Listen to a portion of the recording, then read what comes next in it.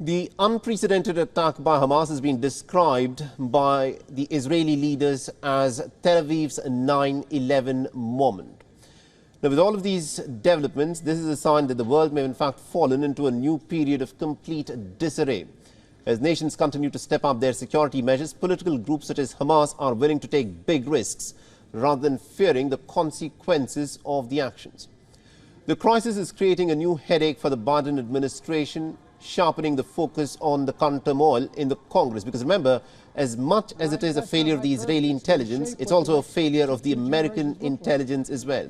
And this is going to cast a bit of a shadow on the 2024 American elections as well. Joe Biden critics have already started lining up the blame for the violence in Israel at the president's feet. Biden has said a lot of interesting and important things about Israel, but in terms of his actions, there is very little that he has done to deter the far-right government that Netanyahu at the moment heads. The pro-Palestine demonstrators who marched downtown in Chicago have called for the American government to stop being an ally of Israel when it carries out bombing raids in the manner that we've been witnessing over the course of the last 3 days. We know that the United States government historically and continues to often stand on the wrong side of issues. They're standing on the wrong side of this issue.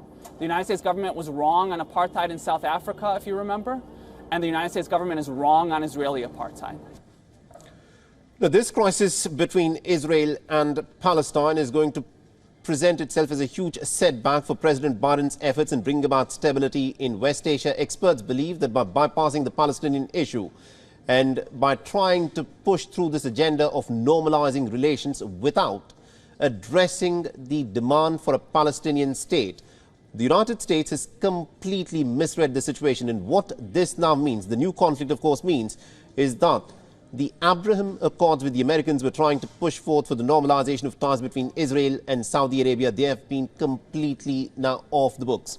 While the American public tends to pay very little attention to events that unfold outside the American borders, but the horrifying images of civilian deaths in the Gaza Strip and also in the territory of Israel adjoining the Gaza Strip is going to have repercussions for American politics as well.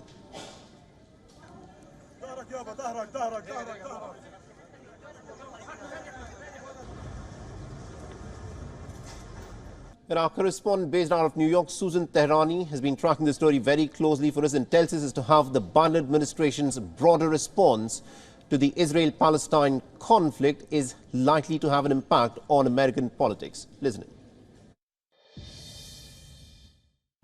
While President Biden has expressed America's unwavering support for Israel in the wake of those gruesome attacks by Hamas militants, it's no secret that the carnage in the Middle East is one of the most volatile geopolitical challenges this administration will face.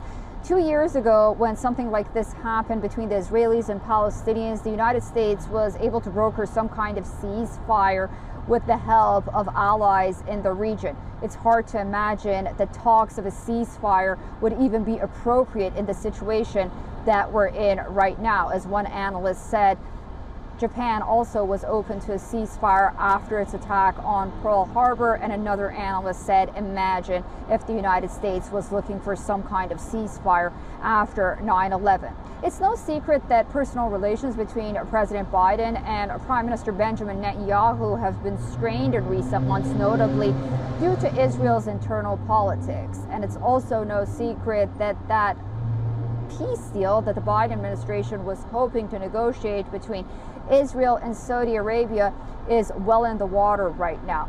There's also another challenge. The United States does not really have a viable partner from the Palestinian side to deal with. And then, of course, the Biden administration opened itself to criticism after that prisoner swap with Iran and the release of $6 billion in frozen assets. So how this administration will deal with the challenges it faces in the Middle East is something not only Biden's opponents here in the United States will be watching, but allies in the region, around the world as well, and not to mention voters.